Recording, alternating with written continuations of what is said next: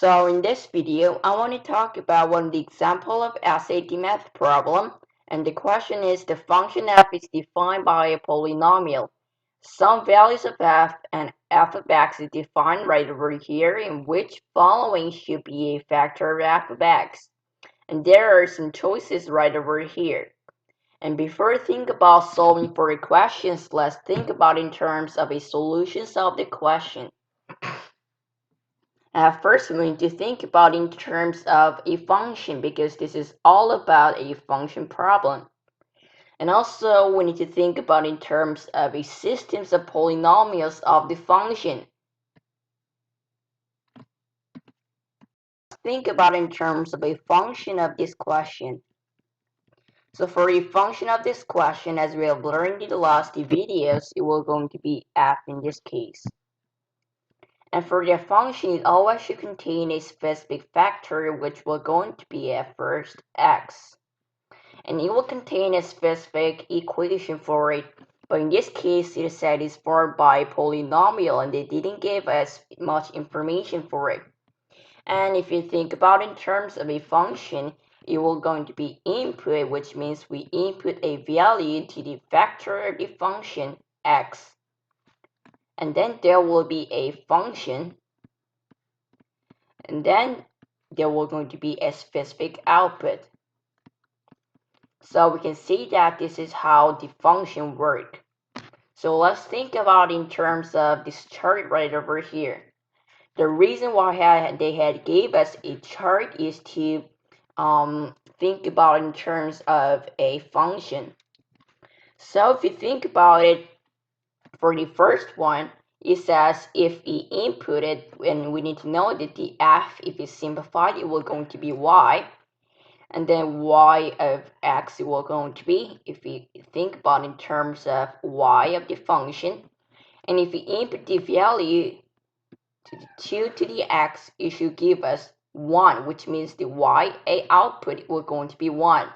And let's think about the polynomial as a binomial, because binomial can be also a polynomial. So at first, if you look at our choices, all of the x values coefficients are just 1, which means we can think about only in x term. So it will going to be x something and then times something. And let's think about this term, and that means if we input the value of the 2 into the x value right over here, it should give us 1 as an output.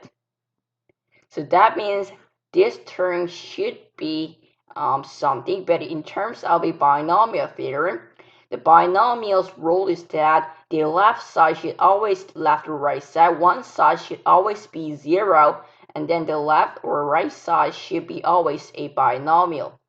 But it is also a binomial, but it won't going to give a 0, which is against a binomial rule.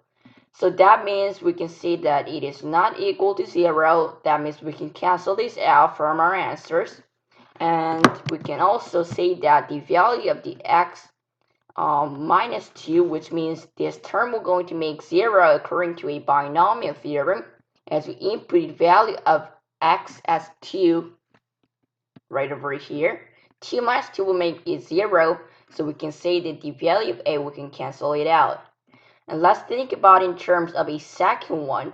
So for a second one, the x value is 4 and the y value is 0, which means if we input the value of the x value as 4, they will going to give us output as 0, which means the 0 will going to be a value of y.